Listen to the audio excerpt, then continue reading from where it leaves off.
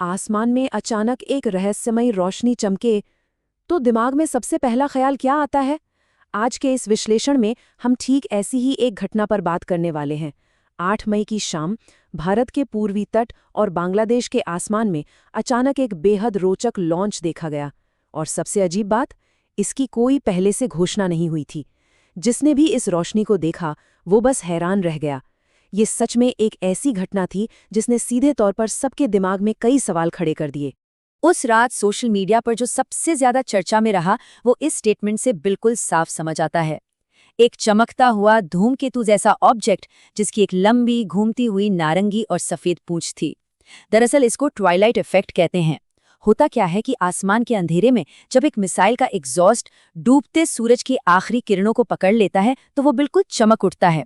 इस कोक्स्क्रू यानी घूमती हुई रोशनी की तस्वीरों और वीडियोज ने तो इंटरनेट पर जैसे तूफान ही ला दिया। तो सबसे बड़ा सवाल यहाँ ये उठता है कि आखिर बे ऑफ बंगाल के ऊपर लॉन्च क्या किया गया था।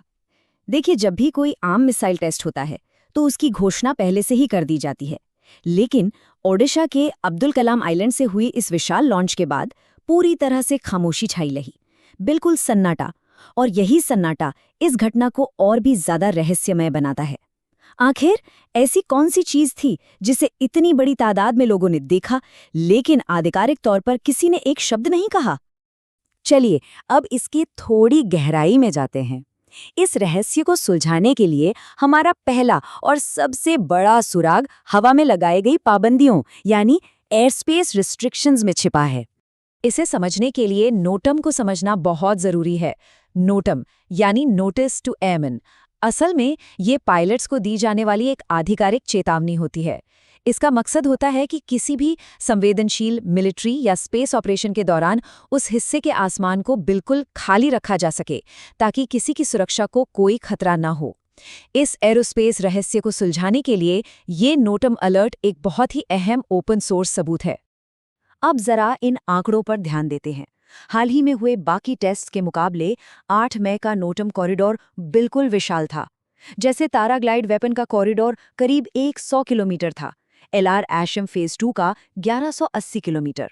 लेकिन इस रहस्यमय टेस्ट का कॉरिडोर पूरे 3507 किलोमीटर तक फैला था।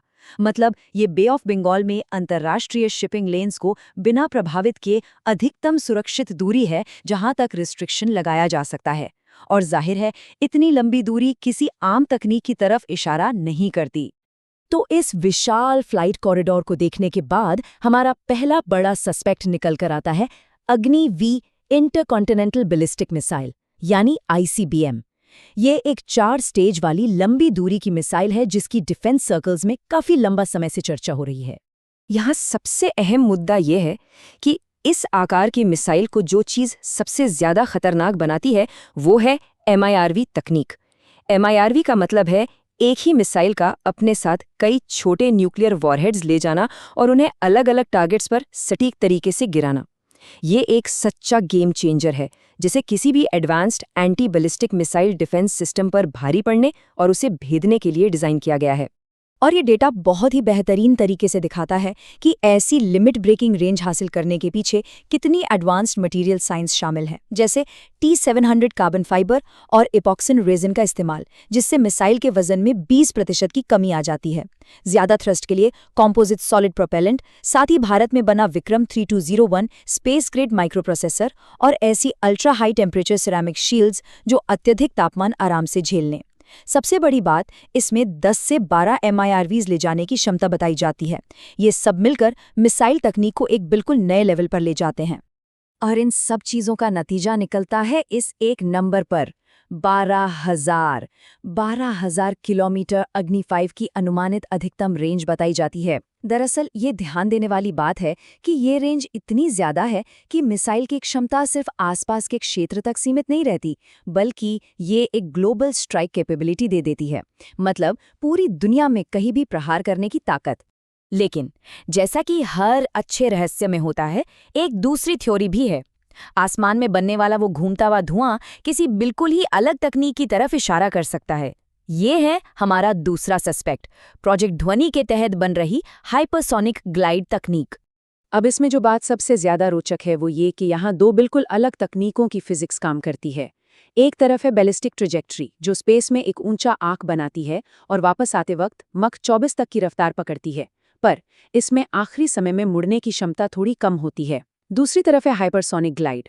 ये एटमॉस्फेयर की ऊपरी परत में 30 से 7 किलोमीटर की ऊंचाई पर माच 7 से 10 की लगातार रफ्तार से स्लाइड करती है। और हाँ, ये रास्ते में बहुत तेजी से अपनी दिशा बदल सकती है।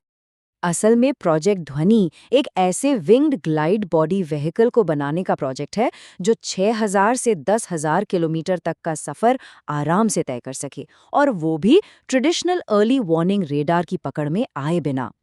तो अनुमान ये भी है कि 8 मई का लॉन्च दरअसल एक हाइब्रिड टेस्ट रहा हो, यानी एक अग्नि बूस्टर का इस्तेमाल किसी हाइपरसोनिक ग्लाइड बॉडी को बे ऑफ बंगाल के ऊपर एक्सट्रीम स्पीड पर टेस्ट करने के लिए किया गया हो। काफी पॉसिबल लगता है ना? चलिए आगे बढ़ते हैं और देखते हैं कि ये पूरी घटना किस तरह एक बड़ा रूप लेती है। टेस्ट चाहे बैलिस्टिक हो या हाइपरसोनिक, इसके आसपास जो खामोशी देखी गई ना, वो खुद में एक बहुत ही सोची समझी रणनीति है।